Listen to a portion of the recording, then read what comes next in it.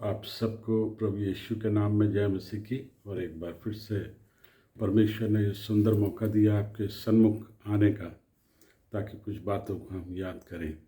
मैं एक वचन पढ़ना चाहता हूँ जो पवित्र शास्त्र बाइबल में लिखा, पहला कुरिन्थियों उसका 1 अध्याय 18 पद।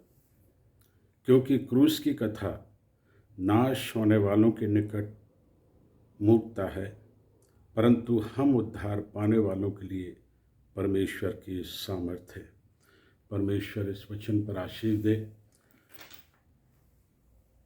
रोम के अंदर जो भी दंड दिया जाता था, क्रूस की कथा, क्रूस पर उनको चढ़ाया जाता था। इसलिए पौलुस उन बातों को ध्यान में रखकर कि कुरिन्थ की कलीसिया को ये पत्र लिखता है, और कलीसिया में फूट थी, और इसलिए पौलुस ने कहा कि क्रूस की कथा नाश होने वालों के निकट या नाश होने वालों के लिए एक मूर्खता है।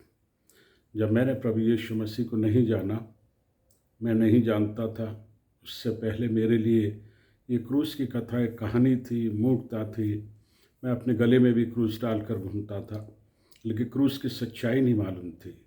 लेकिन जब प्रभु ने अपना दर्शन दिया, अपना वचन प्रकट किया, तब जाना कि क्रूस की कथा मेरे लिए एक सामर्थ्य है और आशीष का कारण है। क्योंकि उस समय के लोगों को क्रूस पर चढ़ाया जाता था, और हम जानते हैं जब कलवरी क्रूस पर यीशु को चढ़ाया गया, उसके साथ 2 डाकू भी थे। लेकिन क्रूस यीशु का जो था सबसे भिन्न था, बिल्कुल अलग था। क्रूस पर यीशु को उस निर्दयता के साथ चढ़ाया गया, मारा गया, और सर से लेकर पांव तक उसके शरीर में घाव थे। वो मारा ही नहीं गया, दुख ही नहीं उठाए उसने, लेकिन मरकर मुर्दों में से जी भी उठा है। इन दिनों में हम क्रूस की कथा को स्मरण भी करेंगे, क्रूस का प्रचार भी करेंगे। अगर हमारे सुसमाचार में या परमेश्वर के वचन की बातों को बांटते समय अगर क्रूस की कथा नहीं, तो हमारे लिए वो संदेश अधूरा है। क्योंकि क्रूस ही है जो हमें परमेश्वर तक पहुंचाती है।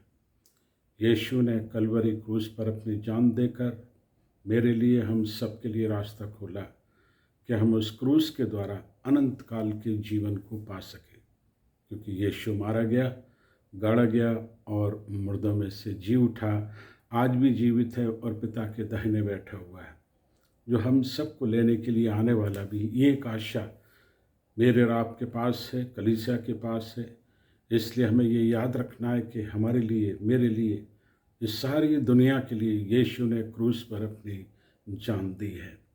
तो जिन लोगों को क्रूस की कथा समझ आ गई, क्रूस का बलिदान समझ आ गया, उनके जीवन में प्रभु ने आशीष दे दी, अनंत काल का जीवन दे दिया है। तो परमेश्वर इस वचन के द्वारा आप सबको बहुत आशीष दे। इन दोनों में मनन करें कि क्रूस ही है जो हमारे जीवन में आशीष लाता है। उसने तो उठाए हमारे लिए, लेकिन यीशु ने एक बात अपने लोगों से कही, अपना क्रूस उठाकर मेरे पीछे हो ले। हमारे जीवन में अगर थोड़े बहुत दुख भी आते हैं, तो उस क्रूस को लेकर हमें प्रभु के पीछे चलना है। क्योंकि हमारा भारी वो दुखों का क्रूस, पापों का क्रूस यीशु ने उठा लिया। अब हमारे ऊपर कोई बोझ नहीं है। परमेश्वर इस वचन के द्वारा आप सबको बहुत आशीष दे।